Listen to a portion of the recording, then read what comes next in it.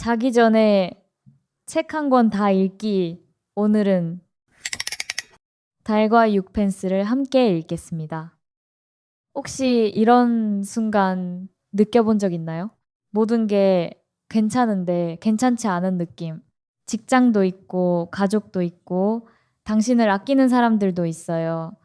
차 있고, 월세 걱정도 없고, 주변 사람들은 당신을 보며 잘 살고 있다고 말합니다. 세상의 기준으로 보면 당신은 성공한 삶을 살고 있어요. 그런데 어느 날 오후 아무 이유 없이 지하철 창문에 비친 자신의 얼굴을 보다가 혹은 밤늦게 혼자 설거지를 하다가 마음 한구석에서 이런 생각이 슬그머니 떠오릅니다. 이게 내가 원하던 삶이었나? 그 생각은 왔다가 갑니다. 당신은 다시 회의실로 들어가고, 다시 웃고, 다시 기대받는 역할을 수행합니다. 속으로 중얼거리죠. 어른은 원래 그런 거야. 다 이렇게 사는 거야. 하지만 그 생각은 사라지지 않아요. 그냥 더 깊은 곳으로 가라앉을 뿐이에요. 서머시 몸의 달과 육펜스는 그 생각에 응답한 한 남자의 이야기입니다. 주인공의 이름은 찰스 스트릭랜드. 1902년 런던에서 그를 만났다면 아마 두 번 쳐다보지 않았을 거예요. 증권 중개인 40살 초반, 딱히 두드러지는 것 없는 남자, 사교적인 아내 에이미가 있고 문학 살롱을 즐겨 열어 문학의 인사들을 초대하는 가정, 두 아이, 안락한 중산층의 삶. 스트릭랜드는 그 삶의 배경처럼 존재했어요. 흐릿하게, 조용하게, 묵묵하게. 17년 동안. 그런데 어느 날 그가 사라집니다. 다툼도 없었어요. 예고도 없었고 다른 여자도 없었고 빚도 없었습니다. 단지 파리로 간다는 편지 한 장. 이유 없음, 사과 없음, 감사 없음. 아내 에이미는 무너졌어요. 주변 모두가 외도라고 단정했죠. 그게 유일하게 말이 되는 설명이었으니까요. 소설의 화자는 에이미의 부탁으로 파리로 건너가 그를 찾습니다. 그리고 마침내 찾아낸 스트릭랜드는 낡고 허름한 여관방에 있었어요. 더러운 커튼, 딱딱한 빵 몇 조각, 삐걱거리는 침대. 화자가 묻습니다. 도대체 왜 이런 짓을 한 거야? 여자 때문이야? 스트릭랜드가 담담하게 말합니다. 그림을 그려야 해. 화자는 잘못 들었나 싶었어요. 그림이요? 그림 한번 제대로 배워본 적 없는 40 넘은 증권 중개인이 처자식을 버리고 파리에서 그림을 그린다고요? 당신에겐 재능이 없잖아요. 하자가 말했습니다. 그래야만 합니다. 스트릭랜드가 답했습니다. 그 대답에는 열정의 불꽃 같은 건 없었어요. 낭만도 비장함도 없었습니다. 그냥 너무도 단순하고 그래서 오히려 거부할 수 없는 확신, 스트릭랜드의 내면으로 들어가 봅시다. 그건 어느 날 밤 번뜩이는 영감이 아니었어요. 천재의 각성 같은 드라마틱한 순간도 아니었습니다. 그것은 17년 동안 점점 낯설어지는 자신의 몸 안에 갇혀 살던 한 사람이 마침내 더 이상 버틸 수 없게 된 것이에요. 17년. 그는 런던의 식탁에 앉아 아내의 문화 담론을 들었어요. 사무실에서 숫자들을 들여다봤습니다. 클럽 구석에서 자신이 조금도 신경 쓰지 않는 이야기들을 들었습니다. 17년 동안 그는 어떤 사람을 연기하고 있었어요. 그 사람은 이름이 있고 직업이 있고 주소가 있었습니다. 하지만 그게 자신이 아니라는 것을 그는 알고 있었어요. 그의 안에는 무언가가 있었어요. 갇힌 짐승처럼 끊임없이 발버둥치는 무언가. 그게 뭔지는 몰랐지만 어디에 있는지는 알았습니다. 캔버스 위에, 색깔 속에, 아직 가보지 않은 어딘가에. 그래서 그는 떠났어요. 도망치기 위해서가 아니라 찾기 위해서. 서머싯 몸은 여기서 매우 깊은 심리적 명제를 건드립니다. 인간은 올바른 삶으로 자신을 완전히 억압할 수 있어요. 우리는 어릴 때부터 성장이란 타협을 배우는 과정이라고 들어요. 어떤 순수한 것을 포기하고 안정을 얻고 어떤 열렬한 것을 포기하고 안전을 얻는다. 대부분의 사람들은 이 교환 안에서 균형을 찾고 받아들이는 법을 배우고 심지어 그 삶을 사랑하게 됩니다. 하지만 스트릭랜드는 그렇지 않았어요. 그의 내면에는 길들여질 수 없는 무언가가 있었습니다. 세속적 행복보다 훨씬 강렬한 충동 성공에 대한 갈망이 아니고 자유에 대한 동경도 아니에요. 거의 생리적인 필요에 가까운 것, 내가 보는 것을 그려야만 한다. 그는 그 충동을 위해 거의 모든 것을 내줬습니다. 아내, 자식, 명예, 우정, 건강. 바깥에서 보면 그는 이기적인 나쁜 사람입니다. 하지만 서머 씨 몸은 판단하지 않아요. 그냥 그 모든 걸 당신 앞에 펼쳐놓고 묻습니다. 당신은 어떻게 생각하나요? 파리에서 스트릭랜드는 가난하게 살았어요. 그림은 거의 팔지 않았습니다. 딱 한 번 팔았는데 받은 돈을 바로 물감 사는 데 썼어요. 그림을 위해 사흘을 굶을 수 있고 혹독한 겨울밤 난로도 피우지 않은 채 지낼 수 있었습니다. 캔버스만 있다면 이런 장면을 상상해 보세요. 파리 몽마르트르의 겨울, 바람이 낡은 나무, 창문 틈을 파고듭니다. 화자가 그를 찾아갑니다. 스트릭랜드는 그림을 그리고 있고 방에는 물감 튜브와 스케치들이 흩어져 있어요. 그는 몇 년은 빨지 않은 것 같은 코트를 걸치고 손에는 물감이 묻어 있고 눈 안에는 어떤 빛이 있습니다. 사람이 마침내 자신이 진짜로 속한 곳으로 돌아왔을 때만 가질 수 있는 그런 빛. 춥지 않냐고요? 배고프지 않냐고요?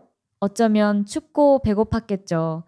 하지만 그의 모든 주인은 그 캔버스 위에 있었어요. 이 무렵 작은 사파가 하나 등장합니다.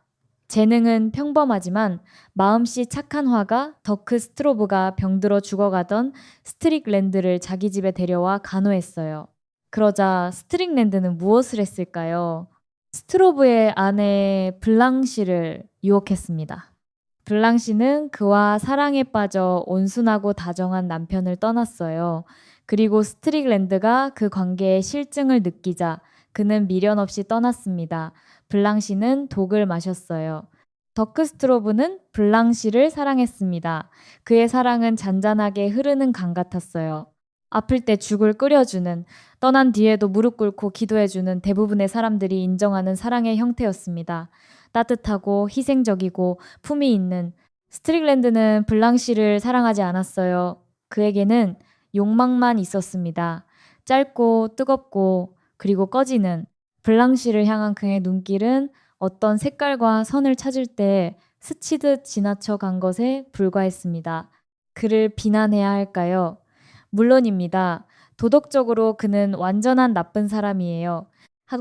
하지만 몸은 아주 차갑고 침착한 필체로 이렇게 씁니다. 블랑시가 사랑한 것은 바로 그 안에 있는 그것, 누구의 것도 될 수 없는 야성적이고 길들여지지 않는 그 무언가였다고. 그녀는 미지근한 사랑 속에서 천천히 늙어가느니 그 불꽃에 타버리는 쪽을 택했다고. 그건 블랑시 자신의 선택이었어요. 그 부분에서 등골이 서늘해집니다. 네, 스트리랜드는 결국 유럽을 떠나 남태평양의 타히티 섬으로 갑니다. 그 시절의 타히티는 현대 문명과 거의 단절된 곳이었어요. 파란 바다, 무성한 열대식물, 소박한 원주민들, 시간이 유독 천천히 흐르는 곳. 그는 거기서 원주민 여인 아타와 결혼합니다. 아타는 글을 모르고 예술도 모르고 런던도 몰랐어요. 하지만 그에게 무엇이 필요한지는 알았습니다. 조용함, 공간, 그리고 충분한 물감. 그녀는 그의 삶을 돌보고 그림을 방해하지 않고 그에게 다른 사람이 되길 요구하지 않았어요. 스트릭랜드의 생에서 처음이자 마지막으로 진짜 평온이 찾아왔습니다. 그는 그 섬에서 자신을 찾았어요. 그리고 일생의 가장 중요한 작품들을 그리기 시작했습니다. 그의 그림을 본 사람들의 말에 따르면 그 작품들은 거의 원시적인 힘을 가지고 있었대요.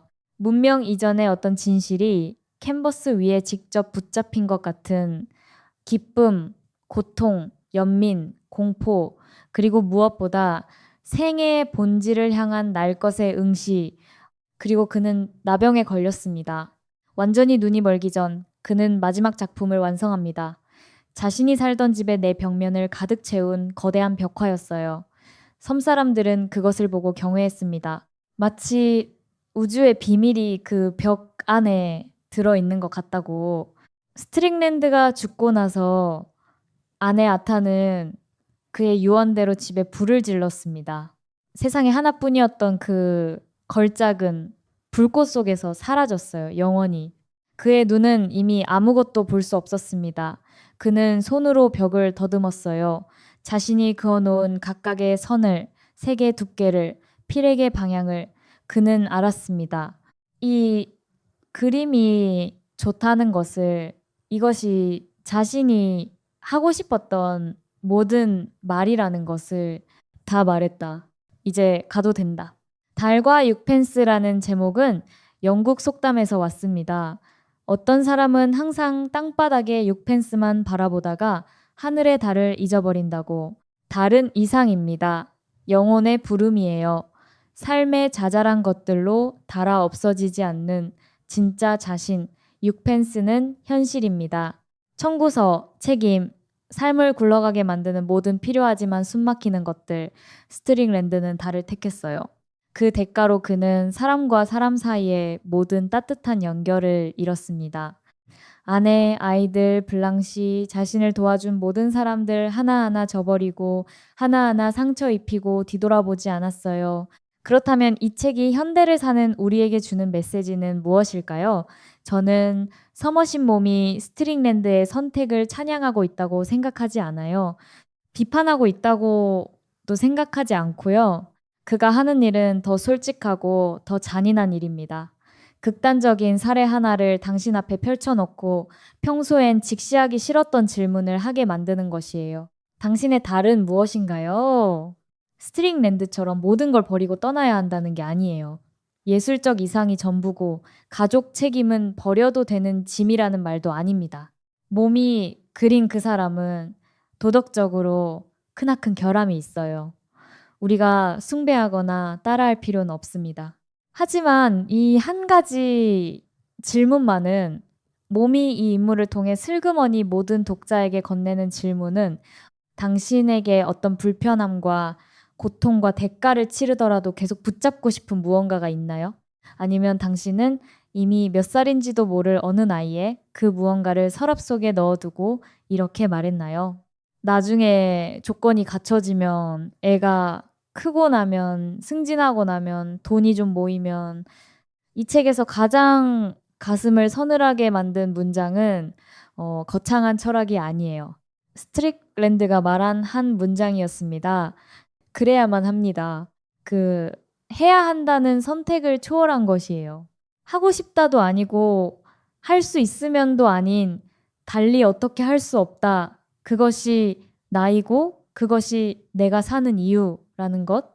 당신에게 그런 해야만 함이 있나요? 어쩌면 있는데 너무 깊이 묻혀 있을 수도 있어요. 어쩌면 없는데 그 부재를 느끼고 있을 수도 있고요. 그 공허함, 이게 다야 라는 막연함, 다른 사람들의 열정과 웃음 속에서도 혼자인 것 같은 그 고독. 달과 육펜스는 탈주를 가르치는 책이 아닙니다. 그것은 거울이에요. 당신 내면의 가장 솔직한 부분을 비추는 나는 진짜 누구인가, 진짜 무엇을 원하는가, 그것을 위해 얼마를 감당할 수 있는가를. 모두가 타이티로 떠날 필요는 없어요. 하지만 각자의 삶에서 한 번쯤 진지하게 자신에게 물어볼 가치는 있습니다. 나만의 캔버스는 어디에 있을까? 어떤 사람은 달을 쫓으며 일생을 보냅니다. 떠돌고 상처받고 너덜너덜해지지만 죽을 때 눈빛이 고요합니다. 어떤 사람은 평생 육펜스를 열심히 모았어요. 단정하게, 풍족하게, 충분히. 하지만 자기 자신만 아는 그 깊은 곳의 목소리는 한 번도 제대로 울려 퍼진 적이 없었습니다. 어느 쪽이 더 행복할까요? 몸도 말하지 않고 저도 말하지 않겠습니다. 인생은 원래 정답이 있는 문제가 아니니까요. 하지만 오늘 밤 불을 끄기 전에 마음속으로 조용히 자신에게 한번 물어봐 주세요. 나의 달은 무엇일까? 그것만으로도 이 책은 가장 중요한 임무를 다한 것입니다. 달은 아직 밤 하늘에 걸려 있고, 육펜스도 여전히 땅에 있습니다. 그리고 그 사이에서 우리는 오늘도 살아갑니다. 부디 오늘 밤은 조금 편안한 마음으로 쉬셨으면 좋겠습니다. 잘 자요.